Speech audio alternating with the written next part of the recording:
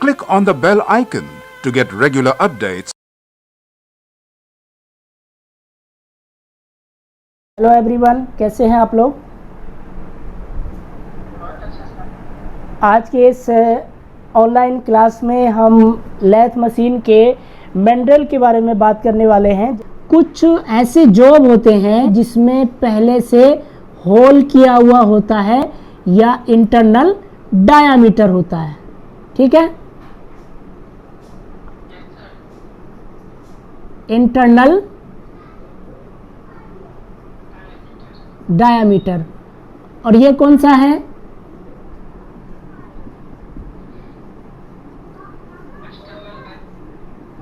External diameter.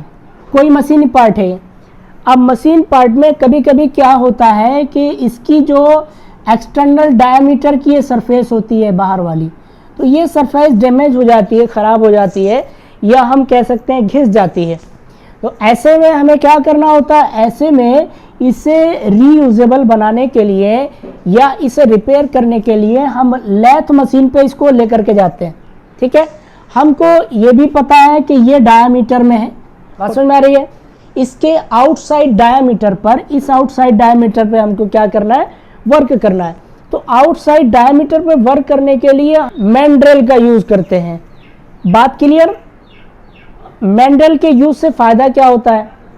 Mandrel के use से फायदा ये होता है कि मैंड्रेल डिफरेंट टाइप का होता है। जैसा डायामीटर होता है वैसा ही मैंड्रेल भी होता है।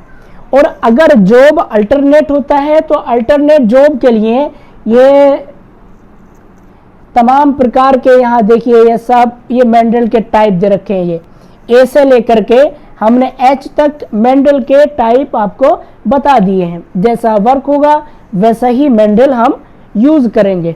तो इतना तो आपको समझ में आया कि मैंड्रेल का यूज हम कहाँ करते हैं। एग्जाम में आपके क्वेश्चन आ सकता है कि मैंड्रेल को किस धातु से बनाया जाता है, तो टूल स्टील की बात हम करेंगे। लैथ मशीन में हम इसे पकड़ेंगे कैसे?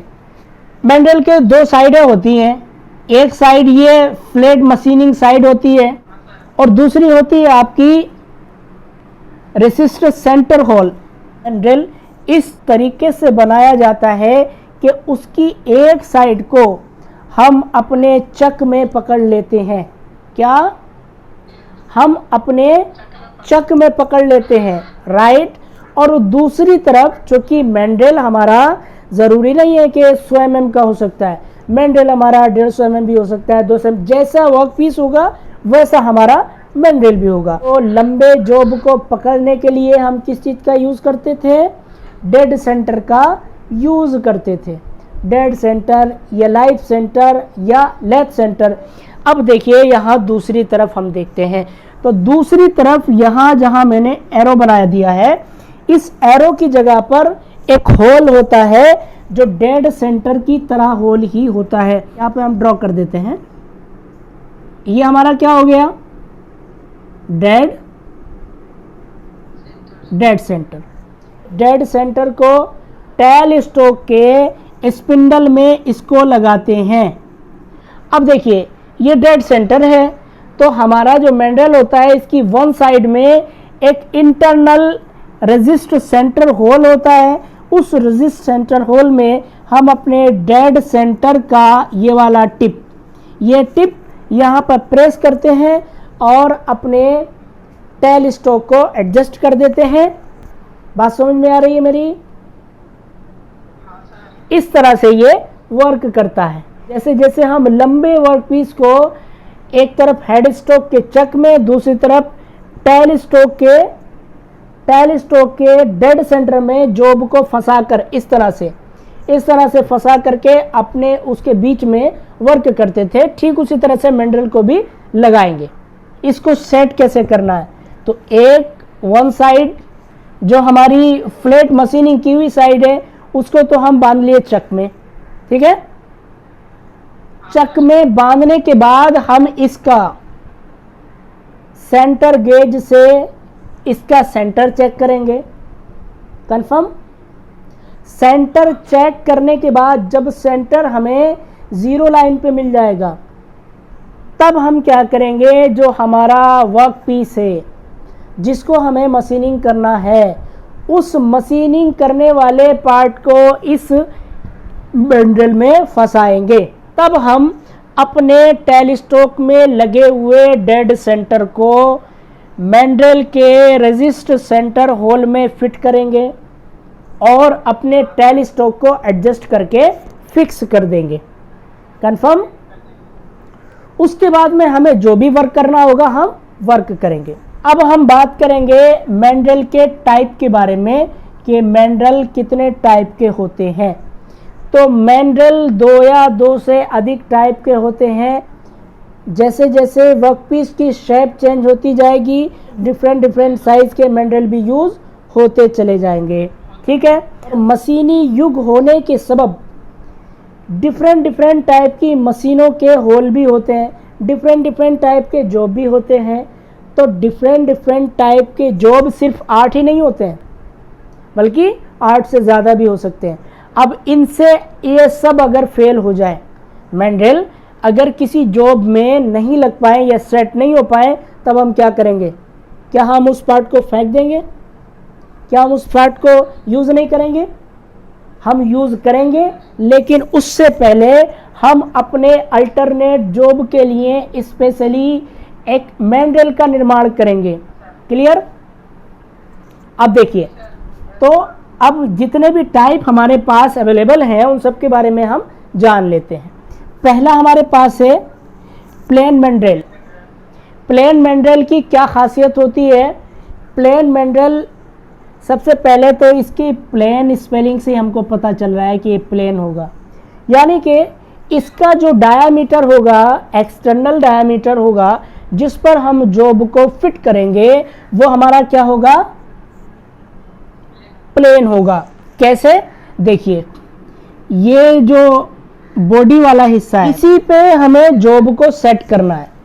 तो पता ये चला कि ऐसा मैंड्रेल जिसकी बॉडी का डायामीटर प्लेन होता है, उसको हम क्या कहते हैं? प्लेन मैंड्रेल कहते हैं। एक क्वेश्चन आ सकता है आपको कि प्लेन मैंड्रेल में कितना टेपर रखा जाता है? प्लेन मैंड्रेल में कितना टेपर रखा जाता है? तो हमें जवाब देना है, ये आपके आंसर में आएगा 1:2000। तो पता ये चला कि हमारे मैंड्रेल की जो बॉडी होगी वो प्लेन तो होगी, लेकिन प्लेन के साथ साथ वो 1:2000 के अनुपात में टेपर भी होगी। समझ में आई बात? टेपर क्यों होगी? अब देखिए, ये डायमीटर है हमारे पास, ठीक है। मान लीजिए ये कैप हमारे पास है, कैप हम देख रहे हैं। अगर हम इसके इस डायमीटर को, जिसमें ये कैप फिट होता है, अगर इसको हम टाइट ना बनाएं, फिट ना बनाएं, तो क्या ये कैप लगेगा? नहीं लगेगा। तो इस कैप को लगाने के लिए हम इसके एक्सटर्नल डायमीटर और हमारे कैप के इंटरनल डायमीटर को, दोनों को एक्चुअल बनाना होगा, तब ये टाइट करके इसमें फिट होगा। समझ में आई बात? तो अब उसी तरह से यहाँ पर भी क्या करते हैं, मैंड्रेल को कुछ टेपर कर देते हैं। मैंड्रेल को मान लीजिए इतना टेपर कर दिया, ठीक है। तो कभी क्या होता है, ये जो गोल जॉब है, जिस तरफ कम टेपर होगा उधर से हम जॉब को फिट करेंगे। फिट करने के बाद जिस तरफ डायमीटर बढ़ता चला जाएगा, जिस तरफ टेपर हमारा बढ़ता चला जाएगा, उस तरफ हम उसको प्रेस करेंगे। तो जब हम उसको उस तरफ प्रेस करेंगे तो हमारा वर्कपीस सही तरीके से फिट हो जाएगा और मशीनिंग क्रिया करने में आसानी हो जाएगी। अब क्वेश्चन ये उठ सकता है कि क्या ये मैंड्रेल एक ही डायमीटर का होता है? तो मैं कहूंगा यस, ये एक मैंड्रेल एक ही टाइप के डायमीटर को फिट कर सकता है। क्या? मान लीजिए हम एग्जाम्पल मान करके चल रहे हैं, इसका डायमीटर हम कितना ले रहे हैं? इसका डायमीटर 80 mm का है, ठीक है। तो ये सिर्फ और सिर्फ 80 mm के वर्क पीस को ही अपने अंदर फिट कर सकता है, ये 81 को नहीं फिट कर सकता। बात समझ में आई? समझ गए बात को? तो अब ये बात समझ में आई। तो यानी कि ये जो हमारा मैंडल है, इस मैंडल में हम केवल और केवल एक तरफ के डायमीटर यानी कि एक ही साइज के डायमीटर को इसमें फिट कर सकते हैं। अब फिर दूसरा क्वेश्चन ये उठता है कि अगर हम एक ही टाइप का मैंडल यूज कर रहे हैं तो फिर तो डायमीटर हमारे पास डिफरेंट है, फिर हम क्या करेंगे? तो फिर हमें क्या करना होगा, हमारे डायमीटर के हिसाब से जैसे जैसे डायमीटर होगा वैसे वैसे डायमीटर का मैंडल भी होता है। अब मान लीजिए कि कोई जॉब है, मान लीजिए यही जॉब है, ठीक है, तो इसका जो इंटरनल डायमीटर है, हाँ एक बात और जान लीजिए कि मैंडल का आउटसाइड डायमीटर और वर्क पीस का इंटरनल डायमीटर इसमें फिट होगा। समझ में आई बात? ये तो श्योर है। तो अब पता ये चला कि अगर ये डायमीटर कितने का हमारे, ये डायमीटर मान लीजिए 75 mm का है, ठीक है, तो अब सबसे पहले 75 mm का हमें मैंडल यूज करना होगा, ठीक है। कोई और जॉब मान लीजिए मिल गया हमको, कोई जॉब हमको मिल गया है कितने का, 100 mm का मिल गया, तो भाई 100 mm का हमको मिला इंटरनल डायमीटर इसका, तो इंटरनल डायमीटर 100 mm का जब मिला है तो जाहिर सी बात है कि 100 mm एक्सटर्नल डायमीटर का ही हमको क्या चाहिए, मैंडल चाहिए, वो भी कौन सा, प्लेन टाइप मैंडल चाहिए। श्योर? बी टाइप में क्या है, स्टेप्ड मैंडल है। अब यहाँ पर भी स्टेप्ड मैंडल का यूज भी हम कहाँ करेंगे, डिफरेंट टाइप के डायमीटर। अब जैसे यहाँ पर कंफ्यूजन, यहाँ पर हमारी प्रॉब्लम आ रही थी कि इसका डायमीटर तो था 80 mm का, है ना, और जॉब है हमारा 75 mm का, तो ये पूरा ही चेंज करना पड़ा, कंप्लीट चेंज करना पड़ा, 75 mm का मैंडल हमें यूज करना पड़ा उससे बचने के लिए। हालांकि ये भी ठीक है कि आप चेंज भी कर सकते हैं, लेकिन इस मैंडल को बार बार चेंज ना करने के लिए उन्होंने क्या किया, दूसरा हमारे पास जिसको कहते हैं स्टेप्ड मैंडल उन्होंने कंस्ट्रक्शन कर दिया, ठीक है। अब स्टेप्ड मैंडल में इन्होंने बहुत सारे डायमीटर बना दिए। देखिए ये सबसे बड़ा डायमीटर आपको दिख रहा है, ठीक है, ये उससे छोटा, ये उससे छोटा, ये उससे छोटा, और ये इससे छोटा, समझे। तो इसमें 2 या 2 से अधिक डायमीटर इन्होंने क्रिएट कर दिए। श्योर हो गया कि ये हमारे डिफरेंट टाइप के डायमीटर को अपने अंदर समायोजित कर सकता है, एडजस्ट कर सकता है, और हम इसको भी अपने इसी मैंडल के हिसाब से लैथ मशीन में फिट करके इसको भी हम वैसे ही यूज करेंगे। श्योर है? अब एक क्वेश्चन उठ सकता है, क्वेश्चन ये कि सर इसके डायमीटर का साइज कितना होगा। तो मान लीजिए पहला डायमीटर 80 mm का है ना, इससे छोटा डायमीटर ये कितने का हो सकता है, 78 का हो सकता है। मैं एग्जांपल मान करके चल रहा हूँ। ये तीसरा डायमीटर हमारा मान लीजिए 75 mm का हो सकता है। तो उसी तरह से ये डिफरेंट टाइप के डायमीटर होंगे। और एक बात जान लीजिए, डायमीटर का, अब यहाँ से फिर एक क्वेश्चन उठ सकता है कि सर ये बताइए कि ये डायमीटर का है, जितना भी डायमीटर का है, हमें कैसे पता चलेगा कि ये किस डायमीटर का है, इसका डायमीटर कितना है। तो देखिए इसकी प्लेन सरफेस, ये जो सरफेस आपको दिख रही है, इसकी प्लेन सरफेस पे डायमीटर लिखा हुआ होगा, हमें पता चल जाएगा, ठीक है। अब इसकी प्लेन सरफेस पे कौन सी यूनिट में डायमीटर हो सकता है, तो वो हमारी मर्जी है।